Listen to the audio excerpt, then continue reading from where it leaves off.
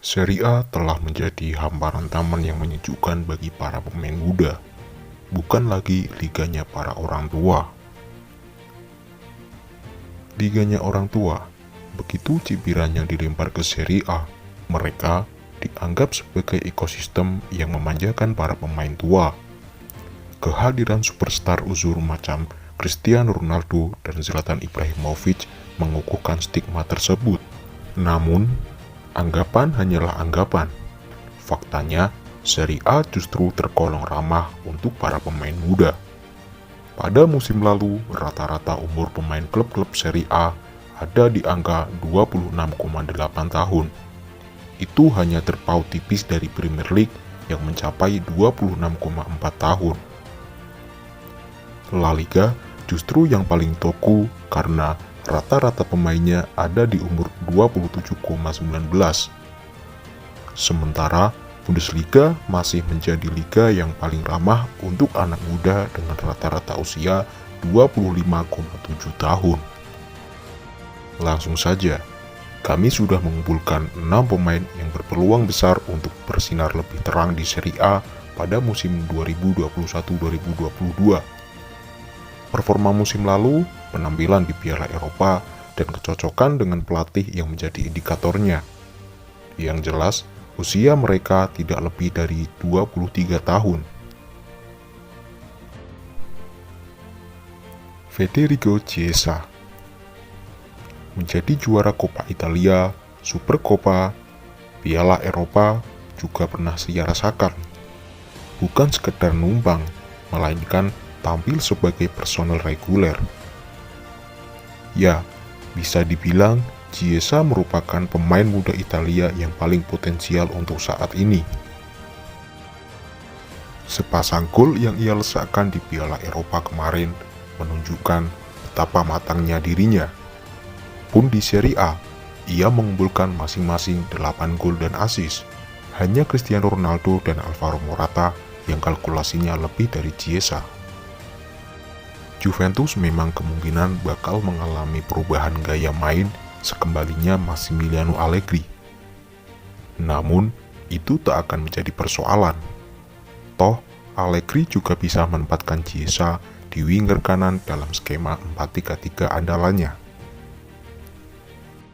Dusan Vlahovic total 21 golnya di musim lalu lebih dari cukup untuk menjawab kualitas Dusan Vlahovic. Torehannya itu melebihi mesin gol kondang macam Ciro Immobile, Lorenzo Insigne, dan Lautaro Martinez. Ingat, usia Vlahovic baru 21 tahun dan cuman bermain di Fiorentina. Dengan kata lain, ia tak disokong penyaji peluang ulung. Mentok hanya Frank Ribery dan Cristiano Biraghi. Namun, justru itu yang menegaskan ketajaman Vlahovic. Understat mencatat, expected goal striker Serbia itu ada di angka 18,48. Artinya, Vlahovic sukses mengemas sekitar 2,5 gol, lebih banyak dari yang diharapkan. Rasio itu bahkan lebih unggul daripada Romelu Lukaku dan Ronaldo.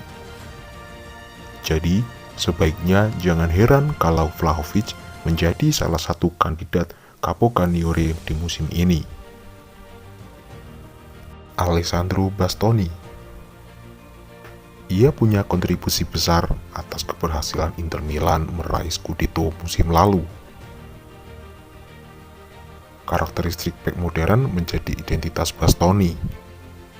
Kakinya bukan cuma dipakai untuk menekel dan memotong umpan lawan, tetapi juga digunakan dengan baik untuk pendistribusian bola. Itulah kenapa Antonio Conte memfungsikan Bastoni sebagai penyalur utama bola di Inter. Rata-rata umpan per laganya menyentuh 68 atau yang tertinggi di antara pemain lainnya. So, jangan heran kalau Bastoni cukup rajin dalam memprakarsai gol. Di Liga Champions, ia berhasil membuat 1 assist, ditambah 3 di Serie A. Hanya kalah dari bek tengah Sassuolo, Gianmarco Ferrari yang mengungguli torehannya di pentas liga. Brahim Diaz. Bisa dibilang perjudian saat AC Milan memberikan nomor 10 kepada Brahim Diaz. Umurnya baru 22 tahun. Namun, bukan berarti Milan tanpa pertimbangan. Di antara pemain lainnya, Diaz yang paling potensial untuk menggantikan peran Hakan Calhanoglu musim ini.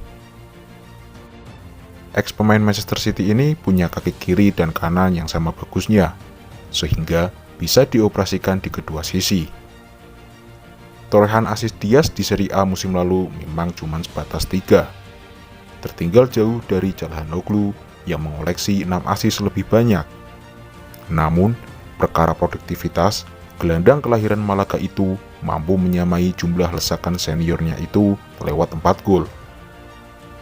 Perlu digarisbawahi, Diaz mengumpulkannya dari 1236 menit pementasan atau tak genap setengah dari total penampilan Calhanoglu. Giacomo Raspadori. Striker Sassuolo ini menjadi pemain termuda yang mampu mencetak lebih dari 5 gol di Serie A musim lalu. Dari tipikal permainan, Raspadori berbeda dari Ciro Immobile atau Andrea Belotti. Tinggi badannya cuma 172 cm dan bukan striker dengan karakteristik target man. Namun, justru itu yang membuatnya spesial. Postur yang relatif mungil memudahkannya untuk bergerak dinamis. Tidak hanya horizontal, akan tetapi juga vertikal. Di musim lalu, Roberto De Zerbi memanfaatkan Raspadori sebagai false nine. Ini penting, mengingat Sassuolo begitu mengandalkan lini kedua untuk mencetak angka.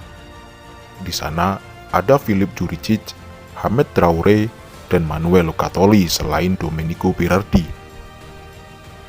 Michael Damsgaard.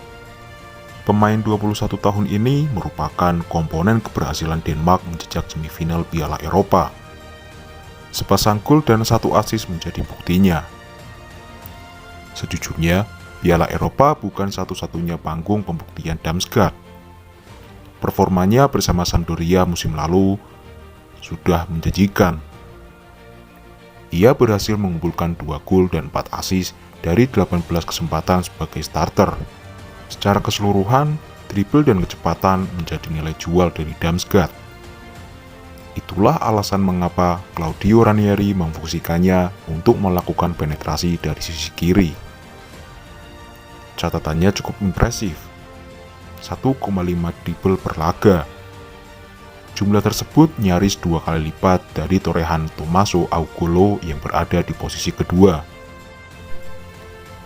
Dengan performa dan kematangan yang disuguhkan Damsgaard pada Piala Eropa kemarin, hampir bisa dipastikan kalau Ranieri akan sering memasangnya di daftar line-up Sampdoria musim ini.